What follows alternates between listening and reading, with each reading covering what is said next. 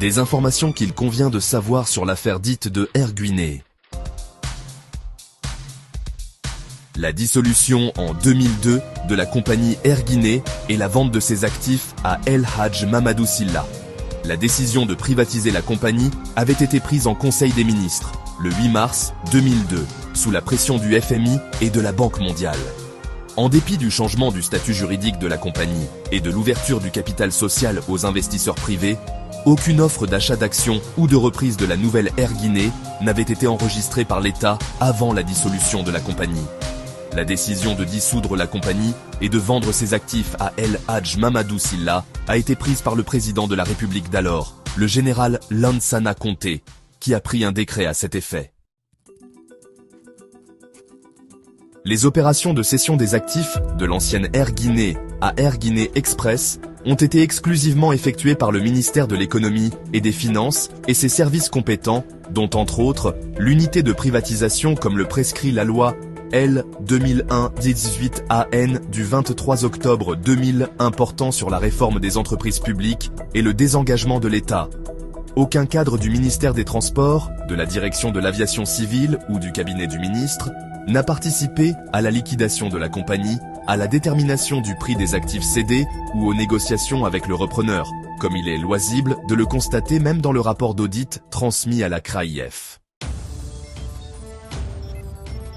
Du recouvrement et de l'utilisation du prix des actifs cédés, c'est un rôle dévolu exclusivement au ministre de l'économie et des finances qui est en charge du portefeuille de l'État, qui a la tutelle sur le trésor public et qui est l'ordonnateur principal du budget national. Ainsi, tous les paiements effectués par El Hadj Mamadou Sylla à l'étranger et en Guinée ont été effectués pour le compte du trésor public guinéen, conformément à la convention de cession des actifs de Air Guinée et aux instructions du ministre de l'économie et des finances. Il est donc incompréhensible qu'on veuille attribuer à M. Cellou Dalein Diallo, ministre des Transports de l'époque, la décision de privatiser Air Guinée et de vendre ses actifs, dont l'avion de commandement du PRG, à El Hadj Mamadou Sylla. Malheureusement, malgré les démentis répétés de ce dernier et les faits ci-dessus rappelés, on continue de soutenir cette contre-vérité. Tout comme la CRAIF soutient maintenant cette autre contre-vérité, qui consiste à affirmer que c'est le ministre des Transports qui a encaissé et même détourné les 5 millions de dollars représentant la valeur des actifs cédés ainsi que les revenus issus de la location des installations de l'ancienne compagnie nationale Air Guinée. Qui, quand et comment, a-t-on versé ce montant à M. Cellou Dalein Diallo? Par chèque, virement, en espèces. B. De l'audit mené en 2009 sur la vente des actifs de Air Guinée à El Hadj Mamadou Sylla. 1. Selon le procureur spécial de la CRAIF, c'est le rapport de l'audit réalisé en 2009, qui a été transmis en 2021 par le CNRD à la CRAIF, qui a servi de base à l'ouverture d'une information judiciaire contre 4 personnes, à savoir les anciens ministres des Finances et des Transports, le directeur de l'unité de privatisation et l'acheteur. Ce rapport est non contradictoire, car M. Cellou Dalein Diallo n'a jamais rencontré les auteurs de ce rapport d'audit, et n'a donc pas été interrogé par aucun d'entre eux, ni avant, ni pendant, ni après l'audit. C'est d'ailleurs seulement en 2022 que M. Cellou Dalein Diallo a pris connaissance du contenu de ce rapport d'audit lorsqu'il a été diffusé par la presse. 2.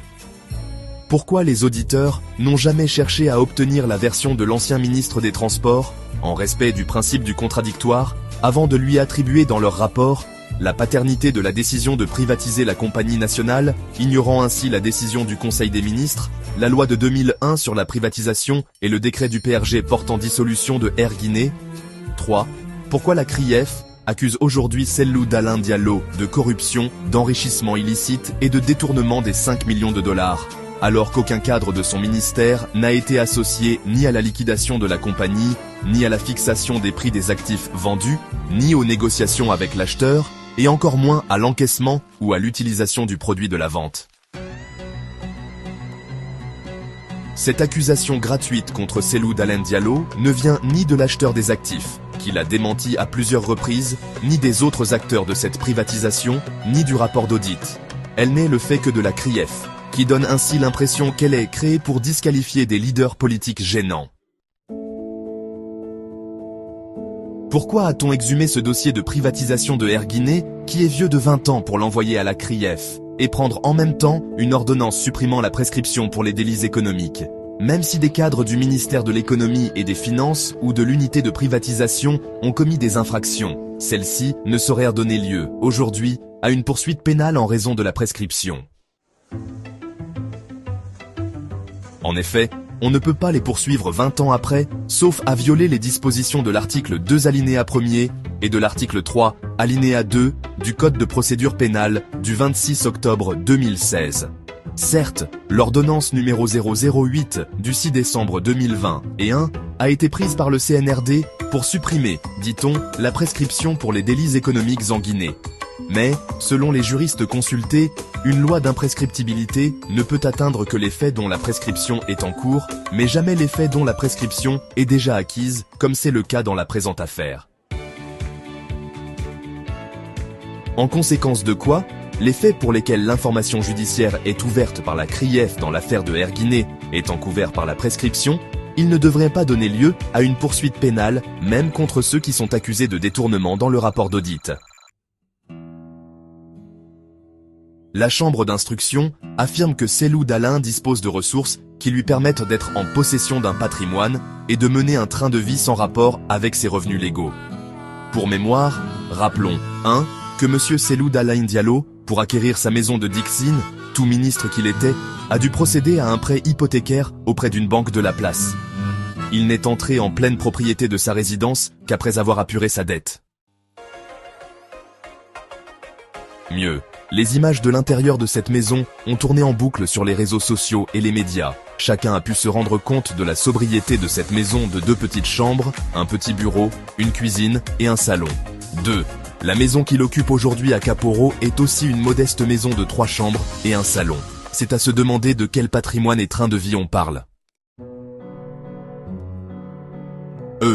De la corruption des agents de l'unité de privatisation, Cellou Dalein Diallo est curieux de savoir à quelle fin il avait intérêt à corrompre les agents de l'unité de privatisation, d'autant plus qu'il n'est ni vendeur, ni acheteur. Dans cette transaction, il ne pouvait exister aucune complicité entre El Hadj Mamadou Sylla et Cellou Dalein Diallo, vu que ce dernier était opposé à la vente de l'avion. Dans la négociation et la fixation du prix de cession des actifs, ni lui, ni ses services n'ont été impliqués. Au regard de tout ce qui précède, il n'y a aucun motif d'interpeller Cellou Dalein Diallo dans cette affaire, sauf celui non avoué de l'exclure de la prochaine élection présidentielle, en tentant de salir par tous les moyens son image et son casier judiciaire. En tout état de cause, cette analyse est renforcée par les déclarations suivantes. Un leader politique proche du CNRD n'avait-il pas dit « On n'exclura pas Dalein par l'âge, mais par le casier judiciaire ». Un ministre du gouvernement de transition n'a-t-il pas reconnu récemment que le seul moyen d'empêcher Cellou d'être président, c'est de l'empêcher d'être candidat? Voilà le mobile de cette cabale judiciaire et la réponse à toutes les questions posées plus haut.